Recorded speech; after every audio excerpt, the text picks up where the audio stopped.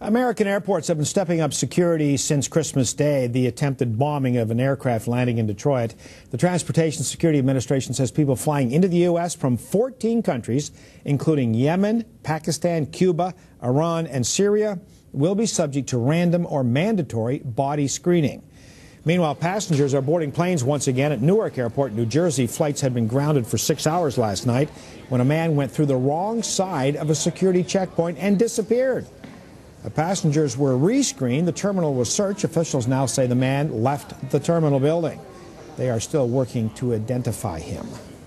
With a look at the new American screening procedures, we check in with Chuck Peña, a senior fellow at the Independent Institute, which is a public policy research organization.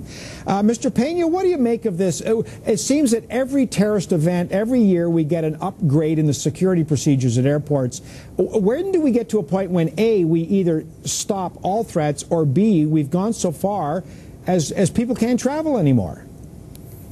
Well, Dan, I don't think you're ever going to get to the point where you can stop all threats, and that's a much-needed reality check that we have to have, particularly here in the United States. There's been so much focus on trying to prevent every possible threat to the United States, and you can never do that. No matter how good you get, it's never going to be good enough. A long time ago, the Irish Republican Army said, after a failed attempt against Prime Minister Margaret Thatcher's life, we only have to be lucky once, you have to be lucky always. It's impossible to be lucky always.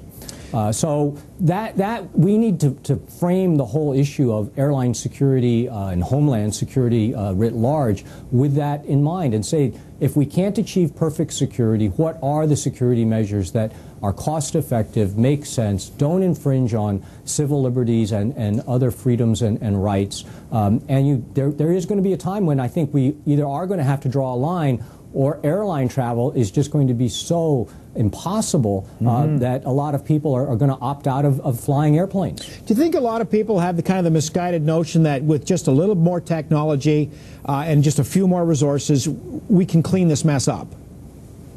Well, technology is always seen as a savior, that somehow if we just invent the right kind of screening device or scanning device, we'll be able to find whatever it is we're looking for that a would-be terrorist might be carrying on board a plane. But we've seen how security can be bypassed. On 9/11, security was looking for guns. The hijackers brought on board box cutters. In this most recent Christmas Day episode, we've been looking for weapons that could be used to hijack an airplane, but not so much looking for explosives. Now we're going to start looking essentially on people's, underneath people's clothing with a lot of these new scanning devices. And now, I hate to say this on television, but what are we going to do when there's a body cavity bomber, when somebody tries to transport an explosive on board an airplane using one of their body cavities, something that we know drug smugglers do all the time? Are we going to now then institute body cavity searches as part of routine air travel? I think we've got to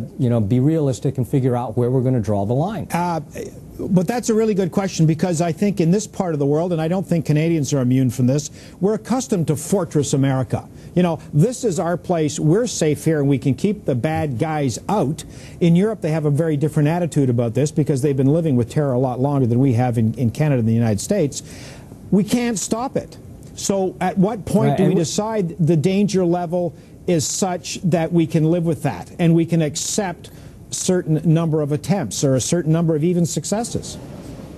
Well, it requires a big change in mindset on the part of most Americans, and that is that a terrorist attack in and of itself is not an end of the world event, and right now that's probably the mindset of most Americans, that if this guy had been successful on Christmas Day, we view that as sort of an end of the world event, and it's really not. And I think we need to adopt an attitude that I call resiliency, knowing that we can't stop every possible terrorist attack, which is not the same thing as not trying to, but simply realizing that we can't, knowing that instead focusing more of our resources and attention on how we bounce back after a terrorist attack so that it is not a world-ending event. The Israelis are a great example of a country that has resiliency. They know they're going to be subject to terrorism. It's not that they don't try to prevent it from happening, but when it does happen, it doesn't shut the country down. Terrorists against the United States have managed to do things that no other country has been able to do, things like shut down our airlines, and simply because we overreact and we tend to view these things as an end-of-the-world event. Is there any sense in official Washington that part of the answer is educating the flying public? You know, we saw it on 9/11. Passengers revolted on one of the aircraft. We saw it again with this Christmas Day with the flight coming into Detroit incident, where it was the passengers that disarmed and held the would-be bomber. It's a climate now where there may, in fact, be hundreds of people on board an aircraft who are working with you in terms of security.